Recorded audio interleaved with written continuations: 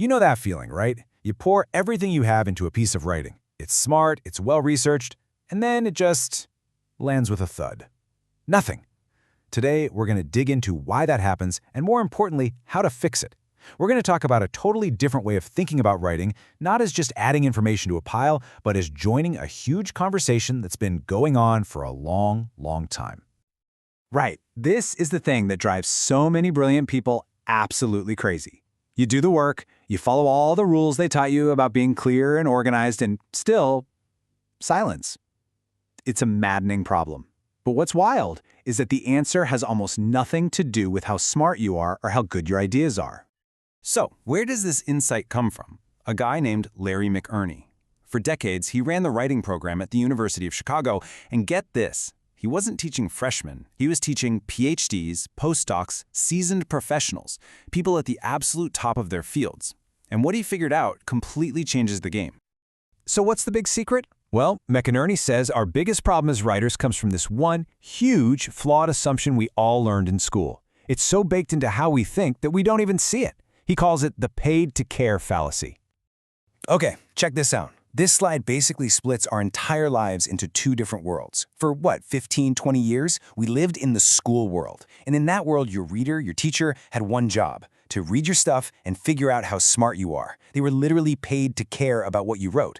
But then you step out into the real world and everything flips. Your reader isn't paid to care. They're busy. They're looking for value for their time. Your goal is no longer to prove you're smart. It's to actually change what they think.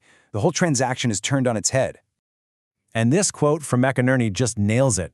He puts it so bluntly. That's over. All those rules you spent years mastering, they were for a game you're not playing anymore. That safety net, where someone has to read your work, it's gone. Out here in the real world, you have to earn every second of your reader's attention. Okay, so if the old model is broken, what do we replace it with? This is where things get really interesting. McKenna gives us a new, much more powerful way to think about what we're actually doing when we sit down to write. It's not about showing off, it's about making a move. And here's the key idea. Knowledge isn't some static library of facts that we just add to. It's a living, breathing conversation that's been moving through time. Think about any field, science, art, business. It's all a series of arguments and ideas building on and challenging each other. Your job as a writer, then, isn't just to add another book to the shelf. Your job is to step into that conversation and change its direction. So to do that, we have to completely flip the rules we were taught. We're all told to obsess about being clear. But McEnerney says, nope. The most important thing, the thing that comes before everything else, is being valuable. Because think about it. If your writing doesn't solve a problem for your reader, if it's not useful to them, it doesn't matter how clear it is. They're just going to stop reading and go do something else. Value is the price of admission. All right, so this is all great in theory, but how do we actually do it? How do we become valuable? Well, McEnerney lays out a whole toolkit, a set of concrete techniques that expert writers use to signal that they have something important to say, something that's worth paying attention to.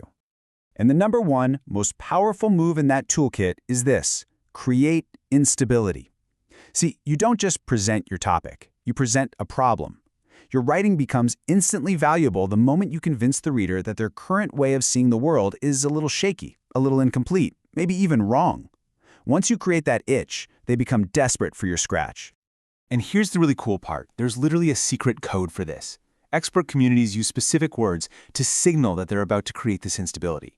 When you see words like however or nonetheless, that's a writer saying, hey, what you think you know, there's a problem with it. When they point out an anomaly, they're shining a big spotlight on a crack in the foundation.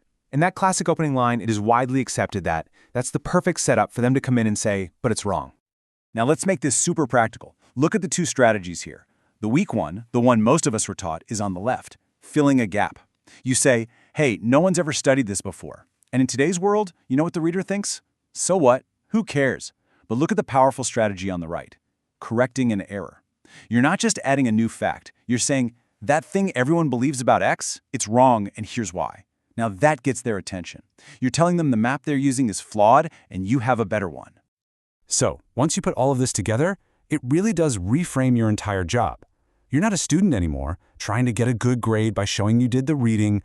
You have a new mission, a much more important and, honestly, a much more exciting one. So let's boil it all down. Here are 3 things to take away. Number 1, your reader is not paid to care, full stop. You have to earn their attention with every sentence.